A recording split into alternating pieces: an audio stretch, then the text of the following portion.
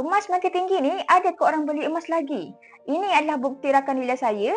Pada hari ini, baru sahaja bantu seorang penyimpan emas, Pabrik Gold, keluarkan 250 gram emas yang dah dibeli di Menara Pabrik Gold. 250 gram emas hari ini tuan-puan dah pun sekitar RM169,000. Emas ni adalah aset jangka masa panjang.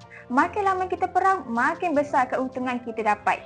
Berdasarkan sejarah 20 tahun ke belakang, emas ni naik 10% setahun. Tak sama macam duit kertas. Kalau penyimpan emas ni simpan RM169,000 dalam bentuk duit, tahun depan nilainya makin kurang dan dah tak sama kuasa belinya. Dan duit ni boleh jatuh kepada nilai pada kosong manakala emas tidak berlaku begitu. Makin tinggi harga emas, makin ramai yang beli emas. Itu tandanya nilai duit makin jatuh dan barang makin mahal. Siapa simpan emas, dia bijak. Kata pakar keuangan nombor 1 Malaysia, dulu ubi, sekarang beras. Dulu ASB, sekarang emas.